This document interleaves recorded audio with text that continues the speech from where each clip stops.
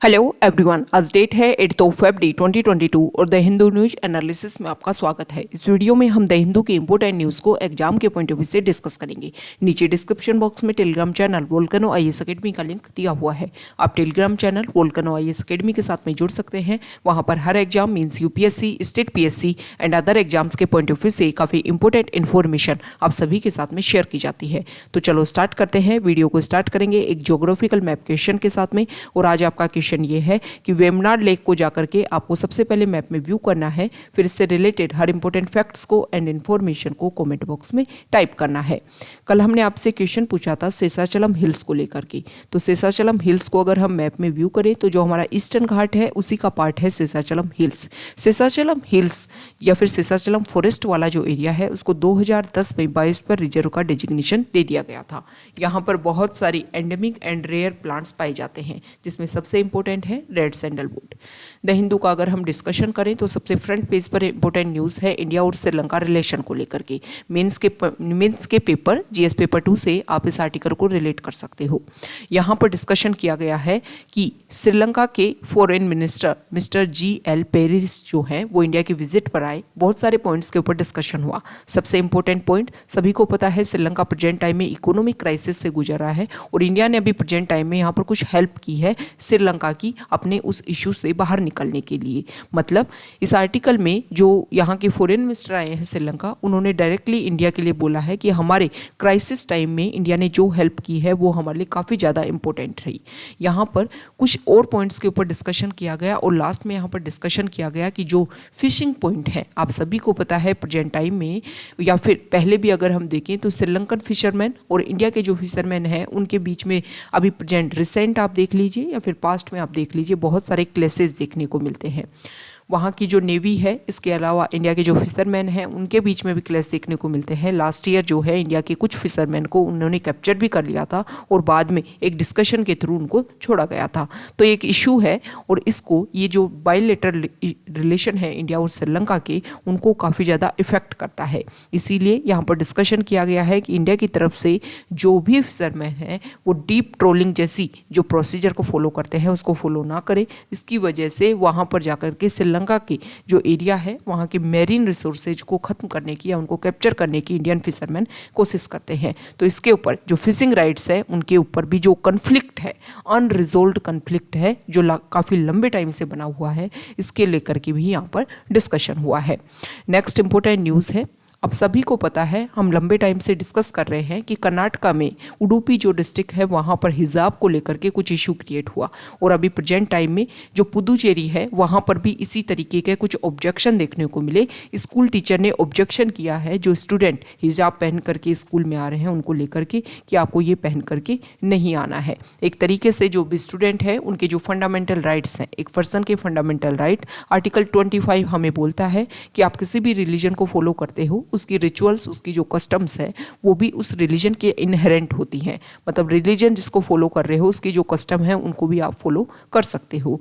ये article 25 means जो हमारा फंडामेंटल राइट है उसको आप एक तरीके से वायलेट कर रहे हो। ना सिर्फ फंडामेंटल राइट मीन्स ना सिर्फ कॉन्स्टिट्यूशन के खिलाफ है ये सारे के सारे रूल्स एंड प्रोसीजर, इसके अलावा अगर हम बात करें तो जुडिशरी, सुप्रीम कोर्ट ने भी बहुत सारे अपने केसेस में इसको रेलेवेंट किया है कि जो कस्टम्स, जो ट्रेडिशंस होती हैं किसी भी रिलीजन की, वो एक तरीके से रेगुलर की जा सकती हैं।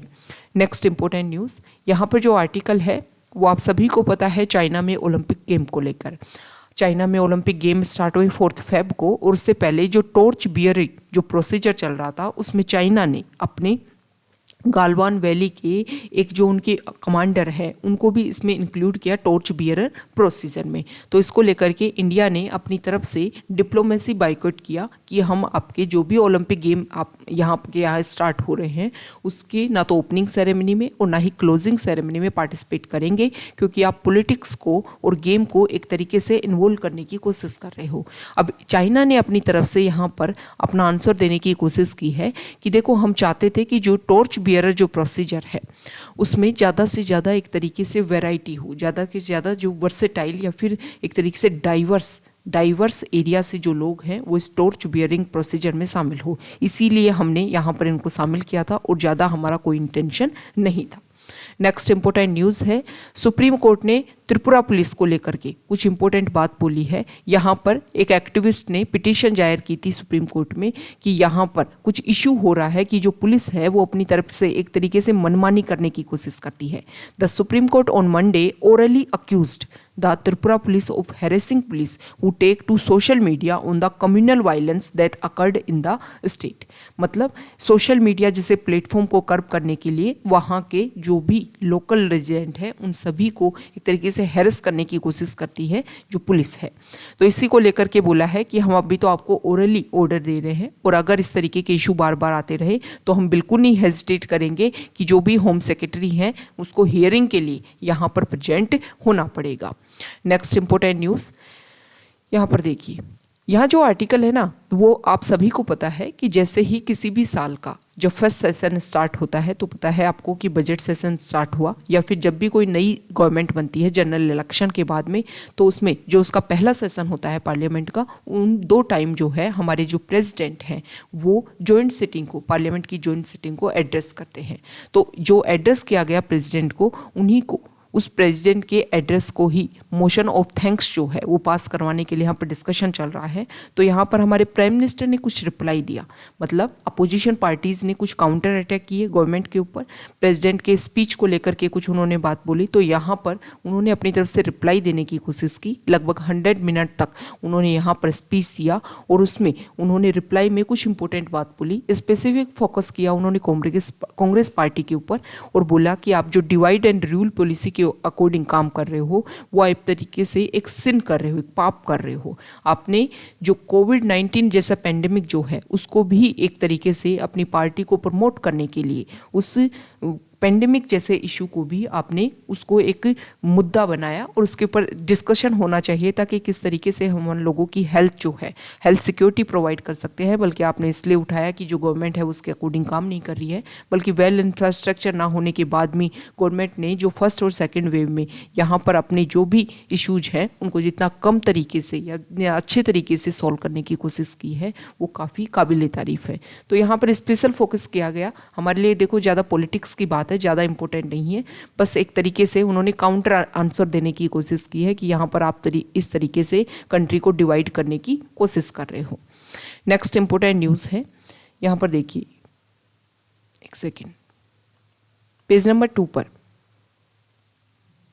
नो पेज नंबर 4 पर यहाँ पर जो आर्टिकल है वो IIT मद्रास को लेकर के है। IIT मद्रास आप सभी को पता है कि जो भी हमारी ओल्ड यूनिवर्सिटी है या ओल्ड इंस्टीट्यूट है वो काफ़ी लार्ज उनका एक तरीके से ग्राउंड होता है। तो यहाँ पर कुछ फॉरेस्ट वाला रीजन होगा जिनमें यहाँ पर जो स्पॉटेड डियर है वो भी मिलते होंगे। तो यह वैसे तो हम बहुत लंबे टाइम से इस तरीके के इशू वहाँ पर देखने को मिलते हैं कि जो स्पॉटेड डियर हैं इनकी रेगुलर वहाँ पर जो डेथ है वो होती जा रही है, लेकिन प्रेजेंट टाइम में अगर हम देखें तो दोबारा से वहाँ पर काफ़ी ज़्यादा संख्या में 31 स्पॉटेड डियर जो हैं वो मरे हुए मिले हैं पिछले 6 महीने में।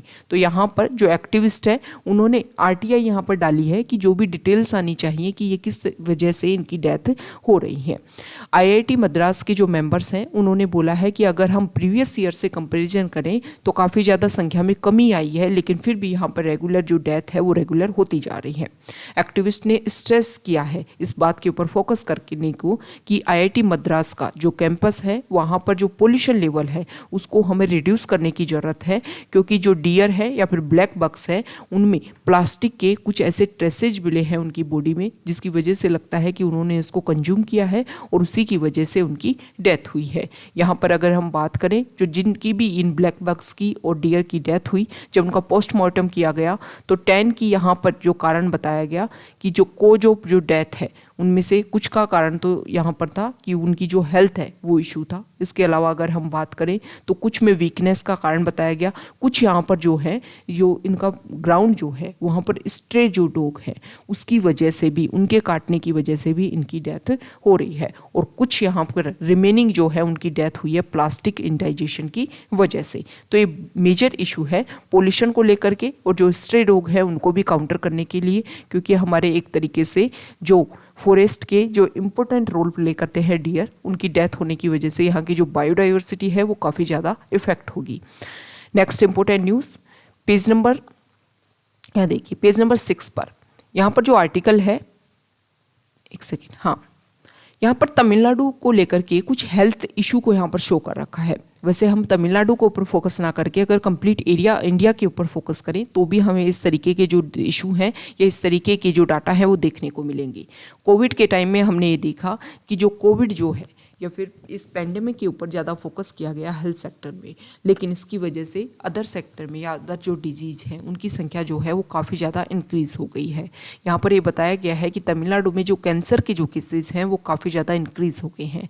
हेल्थ सेक्रेटरी ने ये डाटा रिलीज़ किए हैं। अगर हम अदर स्टेट की भी बात करें तो वहाँ पर भी इसी तरीके के डाटा होंगे, क्योंकि जब कोविड के ऊपर फोकस किया गया, अदर जो डिजीज़ है उनको एक तरीके से काउंटर करने की या उनके ऊपर फोकस करने का काम नहीं किया गया, जिसकी वजह से अदर डिजीज जो है वो सामने आई है। तो यहाँ पर हमें क्या करना है, कोविड पैंडेमिक के साथ साथ हमें जो अदर डिजीज है उनको भी इग्नोर नहीं करना है, उनके ऊपर भी रेगुलर तरीके से या फिर बराबर तरीके से उनके ऊपर भी अपना ध्यान जो है वो अटेंशन जो है वो क्रिएट करना है। यहाँ पर जो आर्टिकल है इसमें देखो हाई कोर्ट ने एक बात बोली है कि जो पुलिस का जो माइंड सेट है ना, किसी भी इंडिविजुअल को एक सस्पिशियस नज़र से देखना, सस्पिशियस माइंडसेट के साथ में देखना, ये एक तरीके से उनके जो राइट्स हैं उनको वायलेशन की तरफ लेकर के जाता है। हाई कोर्ट ने डिसअप्रूव किया है कि जो पुलिस है उनको या फिर आप सिक्योरिटी के लिए जो जगह जगह आप सीसीटीवी कैमरा के थ्रू इंडिविजुअल की जो एक्टिविटीज़ है, जो एवरी एक्टिविटीज़ को मॉनिटर करने का जो आप प्रयास कर रहे हो, वो एक तरीके से इनडायरेक्टली आप उसकी प्राइवेसी जो है, जो इसका एक फंडामेंटल राइट है, उसमें एनक्रोच करने की कोशिश कर रहे हो। Next important article page number 7 पर आप सभी को पता है केरला में इशू चल रहा था कि ऑर्डिनेंस पास करवाना था और वहाँ के गवर्नर को गवर्नमेंट ने बोला भी था, वहाँ की गवर्नमेंट ने, कि आप ऑर्डिनेंस पास कीजिए लोक आयुक्त को लेकर के। तो केरला गवर्नर ने अपनी असेंट दे दी है लोक आयुक्त ऑर्डिनेंस को लेकर के। आप सभी को पता है कि ऑर्डिनेंस पास इसलिए करवाया जा रहा था कि लोकायुक्त की जो पावर है उनको कुछ डाइल्यूट किया जा सके। यहाँ पर इस आर्टिकल में बताया गया है कि वहाँ के गवर्नर हैं आरिफ मोहम्मद खान, उन्होंने साइन कर दिए है ऑर्डिनेंस को अमेंड करने के लिए, मतलब जो भी एक्ट है केरला लोकायुक्त एक्ट 1999 उसको अमेंड करने के अपने अप्रूवल दे दिया है। अब यहाँ पर अगर हम बात करें तो जो अपोजिशन पार्टीज़ हैं वो इसका विरोध कर रही हैं, क्योंकि लोकायुक्त जो पार्टी है, लोकायुक्त जो पोस्ट है उसको बनाया है ही इसलिए गया था ताकि जो भी हमारे यहाँ पर ट्रांसपेरेंसी है हर पॉलिसी में वो बनी रह सके। इसके अलावा अगर हम फोकस करें तो बहुत सारे इश्यूज हैं ऐसे जिसके ऊपर भी ध्यान देने की ज़रूरत है और इस पोस्ट को इसीलिए बनाया गया था। लेकिन यहाँ पर अब इसमें अगर अमेंडमेंट किया जाएगा तो ये इसमें सबसे ऊपर तो फोकस ये किया जा रहा है कि जो भी लोकायुक्त अपनी रिकमेंडेशन दे, जो भी अपनी तरफ से ऑर्डर पास करे, वो एक तरीके से नॉन बाइंडिंग नेचर में उसको कर दिया जाएगा। मतलब जो गवर्नमेंट है उसके ऊपर बाइंडिंग नहीं रहेगा कि आपको ये काम करना ही करना है। उसमें 3 महीने का टाइम दिया जाएगा कि गवर्नमेंट के पास में 3 मंथ्स का टाइम होगा कि 3 मंथ्स में वो उसके ऊपर डिसाइड करे कि उसको मानना है या नहीं मानना है। मतलब मना भी करना है तो डायरेक्टली मना नहीं करना है, 3 मंथ्स का टाइम है, 3 मंथ्स में आपको डिसाइड करना है। इसके अलावा यहाँ पर अगर हम बात करें, यहाँ देखो जो कल्पेबल ऑफिशियल है उसके अगेंस्ट क्या आपको एक्ट करना है, इसमें कुछ आपको टाइम दिया जाएगा, कुछ टाइम पीरियड जो है वो आपको डिसाइड यहाँ पर करना होगा विदिन 3 मंथ्स। ओके, ये जो ऑर्डिनेंस है वो रिपील कर देगा। पहले क्या होता था कि सुप्रीम कोर्ट का जो रिटायर्ड जज है या फिर former chief justice of high court जो है वो इस लोकायुक्त को क्या कर सकता था, लोकायुक्त की पोस्ट पर आ सकता था। लेकिन अमेंडमेंट से जो स्टेट गवर्नमेंट है वो एक तरीके से अथॉरिटी दी जा रही है कि कोई भी रिटायर्ड जज जो है उसको एज द ओम्बुड्समैन जो है अपॉइंटमेंट किया जा सकता है। इसके अलावा लोकायुक्त वुड सर्व 5 साल या फिर 70 साल, जो भी पहले होगी वो इसके ऊपर अपनी जो पोस्ट है उसको रेगुलेट करेगा। तो यहाँ पर कुछ इशू देखने को मिल रहे हैं। जो अपोजिशन पार्टीज़ हैं वो यहाँ पर एक तरीके से अपोज कर रही हैं कि 22 ईयर ओल्ड जो लॉ है उसको, जिसको बनाया गया था AK नयनार गवर्नमेंट के द्वारा, उसको एक तरीके से अपोज करने की या उसको चेंज करने की यहाँ पर कोशिश की जा रही है। आप सभी को पता है कि हमारे यहाँ पर लोकायुक्त और लोकपाल जैसी जो पोस्ट क्रिएट है वो लगभग 2012-13 से क्रिएट की गई थी। एक लंबा प्रोटेस्ट चला था। वैसे कुछ स्टेट ऐसे हैं जिनमें काफ़ी लंबे टाइम से पहले से ही इस तरीके की पोस्ट क्रिएट की गई थी ताकि ब्राइबरी जो एक तरीके से करप्शन है, इन सभी के चार्जेस को काउंटर किया जा सके। उस टाइम जो है वो सेंटर में यूपीए गवर्नमेंट थी, तो जब इस लोकपाल लोकायुक्त बिल को पास किया गया था उस टाइम अपोजिशन में थी बीजेपी पार्टी। तो बीजेपी पार्टी ने पहले ही कोशिश की गई थी कि सेंट्रल गवर्नमेंट ही डिसाइड करेगी लोकपाल को लेकर के भी और लोकायुक्त को लेकर के भी। लेकिन बाद में जो अपोजिशन पार्टी है उन्होंने विरोध किया कि आप जो फेडरलिज्म जो हमारा पॉइंट है उसको डाइल्यूट कर रहे हो, इसलिए स्टेट्स को ही पावर दी जाए कि वो अपना जो भी लोकायुक्त है उसको खुद डिसाइड कर सके। और बाद में फिर ये जो पावर है वो स्टेट्स के पास में रेफर की गई। ओके, नेक्स्ट इंपॉर्टेंट न्यूज़ है एडिटोरियल पेज से, पेज नंबर 9 पर। सबसे पहले तो यहाँ पर जो हिजाब है उसी को लेकर के आर्टिकल है। वैसे जो राइटर है वो पॉलिटिकल पार्टी से बिलोंग करती हैं, तो यहाँ पर ज़्यादातर जो उन्होंने अपने आइडिया लिखे हैं वो एक तरीके से अपोज किया है बीजेपी पार्टी का, हिंदुत्ववादी ऐसे तरीके के एक्सट्रीम वर्ड यूज़ किए हैं जो हमारे लिए इंपॉर्टेंट नहीं है। हमारे यहाँ पर कुछ यहाँ पर केसेस की उन्होंने बात की है। सबसे इम्पोर्टेंट बात उन्होंने एक बात बोली है कि देखो हिजाब जो है वही रेगुलर जो हम बात फोकस कर रहे हैं वही बात यहाँ पर रिपीट की गई है कि आर्टिकल 25 जो है वो सिक्योर करता है कि आप जो है वो अपने रिलीजन की कस्टम्स को फॉलो कर सकते हो। इसके अलावा यहाँ पर ये भी बोला है राइटर ने कि वो जो भी हिजाब यहाँ पर कैरी कर रही हैं वो उनके ड्रेस कोड के साथ में मैच हो रहा है, फिर भी यहाँ पर उनकी जो कस्टम्स हैं उनको वायलेट करने की यहाँ पर कोशिश की जा रही है। यहाँ पर जो राइटर है उन्होंने कुछ केसेस की बात की है कि केरला हाई कोर्ट ने अमना बिंट बसीर वर्सेस सीबीएसई कोर्ट में, सीबीएसई केस में ये बोला था कि सीबीएसई जो है वो किसी भी मुस्लिम गर्ल को एग्जाम लिखने से नहीं रोक सकती, सिर्फ इसलिए कि उन्होंने एक हिजाब पहन रखा है, क्योंकि इस्लाम की एक एसेंशियल प्रैक्टिस के रूप में आता है हिजाब।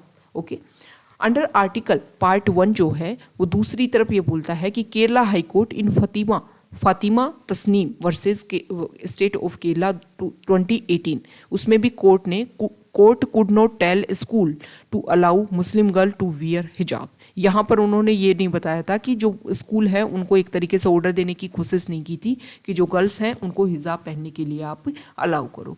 मतलब राइटर जो है वो ये बोलना चाहते हैं कि केस टू केस पर बेसिस करता है कि जुडिशरी अपना क्या आंसर देती है, लेकिन उन्होंने यहाँ पर ये बोला है एक तरीके से कंपैरिजन करने की कोशिश की है कि भाई आप क्या कर रहे हो, आप जो भी आपकी प्रैक्टिसेस है उनको, मतलब जो आप बोल रहे हो कि यूनिफॉर्म में इक्वलिटी नहीं है। कारण क्या रहा कि यहाँ पर कुछ लोगों ने ये बोला कि अगर वो हिजाब पहन करके आएंगे तो हम भी सेफ्रॉन कलर का जो एक तरीके से गले में कुछ डाल करके या कुछ कवर करके हम अपने बॉडी को आएंगे, जिसकी वजह से यहाँ पर इस तरीके का प्रोटेस्ट किया गया कि इनको भी हिजाब से रिमूव करवाओ ताकि जो हमारी यूनिफॉर्म है उसमें इक्वलिटी रह सके। लेकिन यहाँ पर जो राइटर है उनका ये बोलना है कि इस तरीके की जो एक्सट्रीम प्रैक्टिसेस आप कर रहे हो, फिर हमारी सोसाइटी में एक तरीके से ये स्टेटमेंट जा रहा है कि जो हमारे यहाँ पर माइनॉरिटीज़ है उनके जो राइट्स है उनको डाइल्यूट करने की कोशिश की जा रही है। ओके, तो इसके बेसिस पर अगर इस तरीके की जो स्टेटमेंट है या इस तरीके के रेगुलेशन सामने आते हैं तो फिर सोसाइटी में ये गलत, कोई भी इस तरीके का जो रिजल्ट है या इस तरीके का जो फीलिंग्स है वो गलत नहीं जा रही हैं, क्योंकि आप किसी के भी जो बेसिक प्रैक्टिसेस हैं उनको वायलेट कर रहे हो।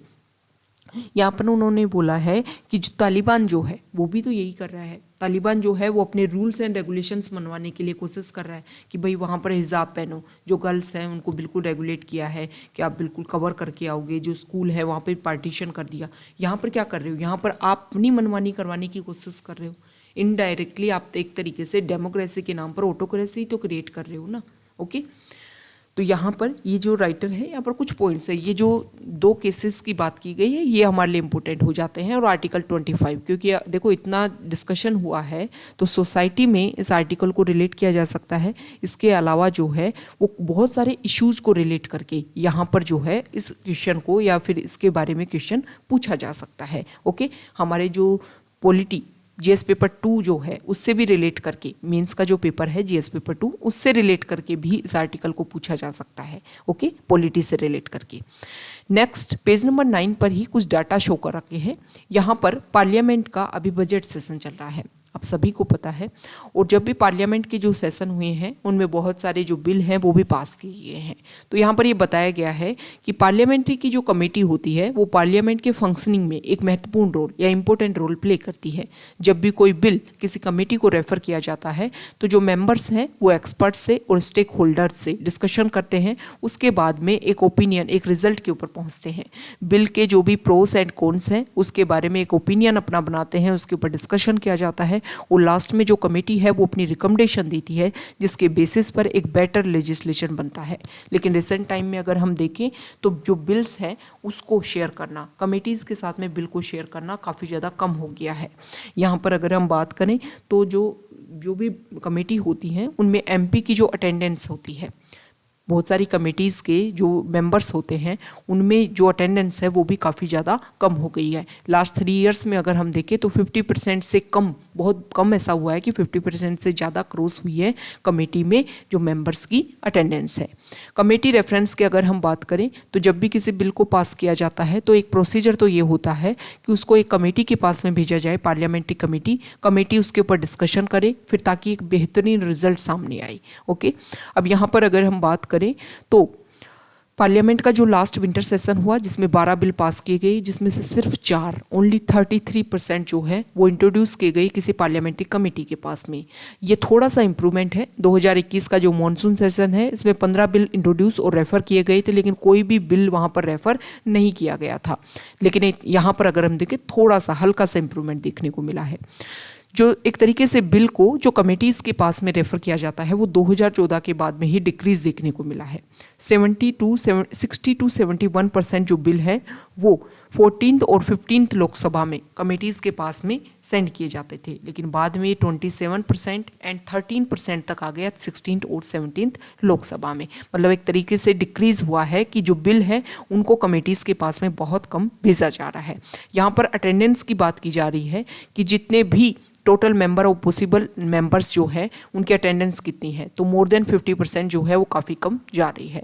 हाउस वाइज अटेंडेंस की यहाँ पर बात की जा रही है कि हाउस वाइज जो अटेंडेंस है वो भी मोर देन 50% नहीं है। मतलब राज्यसभा और लोकसभा में भी कंप्लीट ऐसा नहीं है कि टोटल जो मेंबर्स हैं वो प्रेजेंट हो रहे हैं, डिस्कशन कर रहे हैं, अपोज में कुछ बोल रहे हैं, बिल को रेगुलेशन करने के लिए काम कर रहे हैं।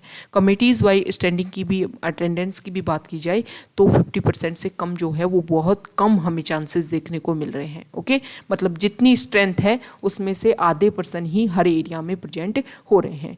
ओके, तो यहाँ पर अगर हम डिस्कस करें तो यहाँ पर कुछ इंपॉर्टेंट डाटा ये जो है कि कमेटी को रेफरेंस वाले जो डाटा हैं ये आपके लिए काफ़ी ज़्यादा इंपॉर्टेंट हो जाते हैं। इनको आप अपने जो करंट के जो भी फैक्ट्स हैं, जो भी रजिस्टर आपने मेंटेन कर रखा है वहाँ पर आप इसको राइट डाउन कर सकते हो। यहाँ पर अगर हम देखें तो बिल जो है फार्म लॉज इसीलिए तो प्रोटेस्ट में आया था कि जो प्रोसीजर है उसको फॉलो नहीं किया गया था, कमेटीज़ के पास रेफर नहीं किया गया था, एक डिस्कशन के थ्रू उसको पास नहीं किया गया था। तो जो भी बिल पास किया जाए अगर उसमें हम प्रोसीजर को फॉलो करें तो इस तरीके के जो इश्यूज हैं वो काफ़ी ज़्यादा कम हो जाएंगी। नेक्स्ट इंपॉर्टेंट आर्टिकल है पेज नंबर 10 पर। यहाँ पर जो फर्स्ट आर्टिकल है ये तो डिस्कशन पार्लियामेंट में जो चल रहा है उसी को लेकर के है। यहाँ पर जो हमारी पार्लियामेंट है उन्होंने लता मंगेशकर जी को ट्रिब्यूट किया। आप सभी को पता है लता मंगेशकर जी की डेथ हो गई है। हमारी सिंगिंग इंडस्ट्री में काफ़ी इंपॉर्टेंट रोल प्ले करती हैं वो। इसके अलावा यहाँ पर कुछ इंपॉर्टेंट नेम उनके लिए लिए गए हैं कि उनको ज़्यादातर नाइटिंगेल के नाम से जाना जाता है या फिर मेलोडी क्वीन के नाम से जाना जाता है। लता जी ने अपनी लाइफ टाइम में 25,000 जो सॉन्ग हैं उनको रिकॉर्ड किया। 7 डेकेड्स का लगभग उनका करियर टाइम रहा। इसके अलावा अगर हम बात करें तो 36 इंडियन लैंग्वेजेस में उन्होंने अपने सॉन्ग्स को रिकॉर्ड किया। इसके अलावा कुछ फॉरेन लैंग्वेजेस में भी उन्होंने वर्क किया था। नेक्स्ट इंपॉर्टेंट न्यूज़, यहाँ पर जो आर्टिकल है यह देखो कुछ डिस्कशन किया जा रहा है कि गवर्नमेंट की जो कुछ स्कीम है, प्रधानमंत्री मातृ वंदना योजना, ये जो स्कीम है इसको 2017 में लॉन्च किया गया था और इसमें डिसाइड किया गया था कि किसी भी कोई भी फैमिली है, कोई भी वीमेन है, अगर उसके फर्स्ट चाइल्ड होता है तो उसकी बर्थ पर 5,000 रुपीज़ जो है वो कंपनसेशन के रूप में उस वीमेन को दिए जाएंगे, ताकि अगर वो कहीं जॉब करती हैं, क्या कुछ वर्क करती हैं, डेली वेज वर्कर हैं, तो उनको अपने वेजेस का लॉस ना हो और जो वीमेन है वो भी अपने न्यूट्रिशन का पूरा ध्यान रख सके, इसके लिए ये मनी उनको दिया गया था।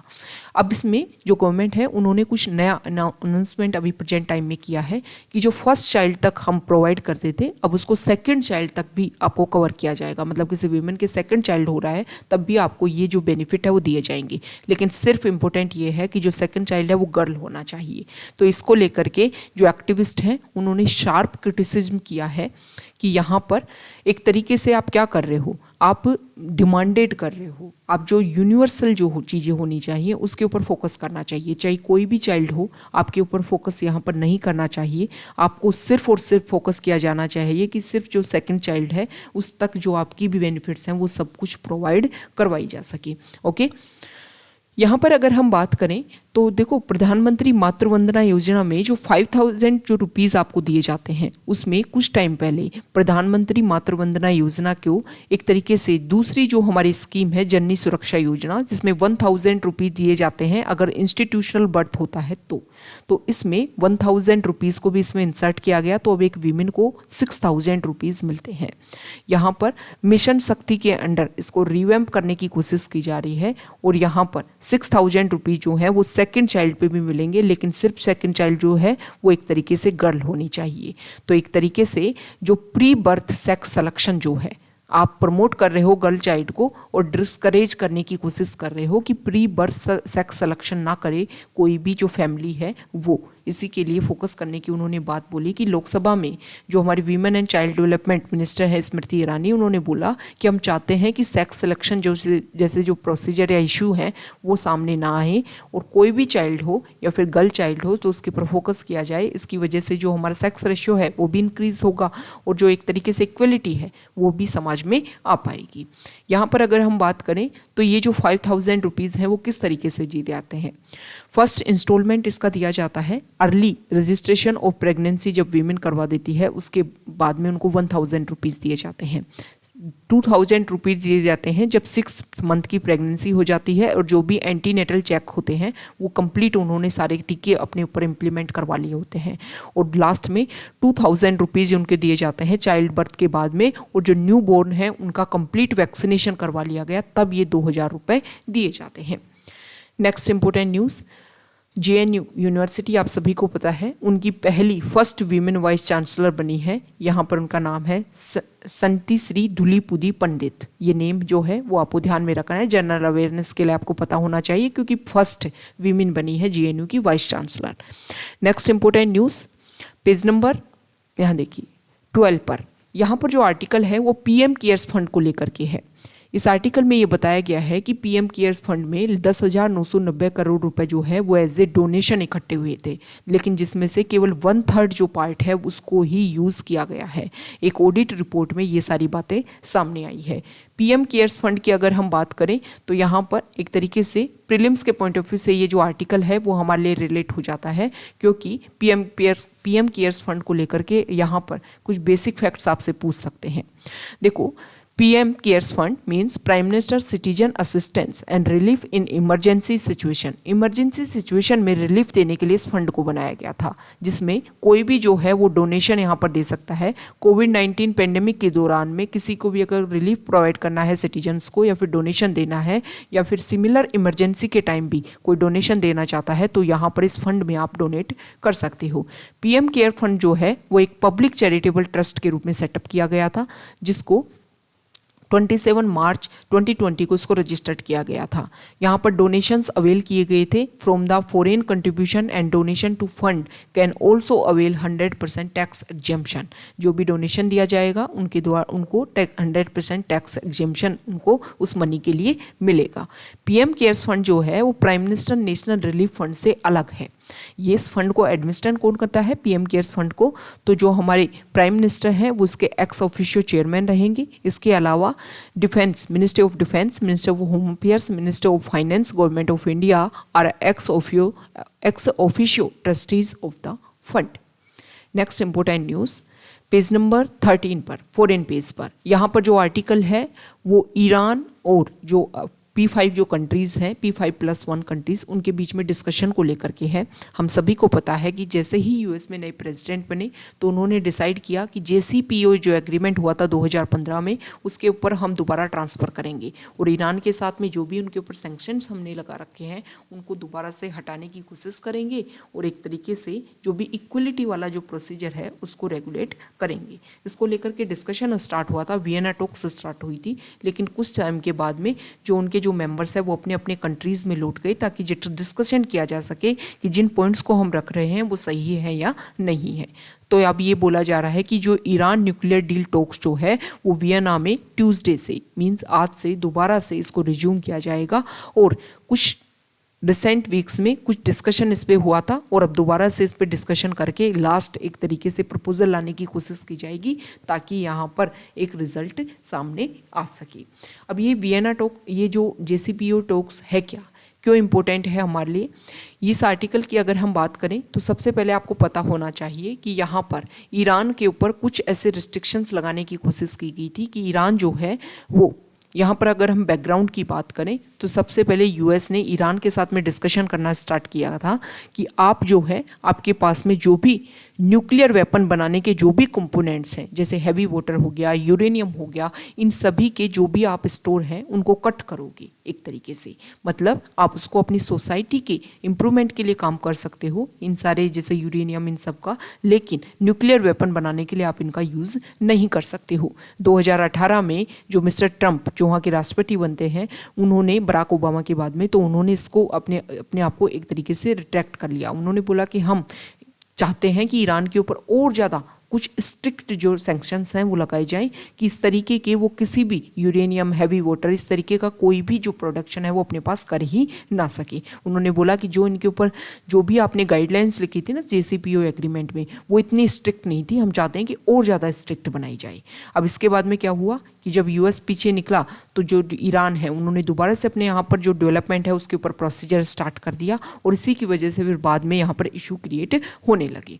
अगर ये रिजल्ट आता है और JCPOA एग्रीमेंट दोबारा से साइन होता है और यहाँ पर ईरान के साथ में जो रिलेशन है वो सही होते हैं तो इंडिया के लिए काफ़ी ज़्यादा बेनिफिशियल होगा।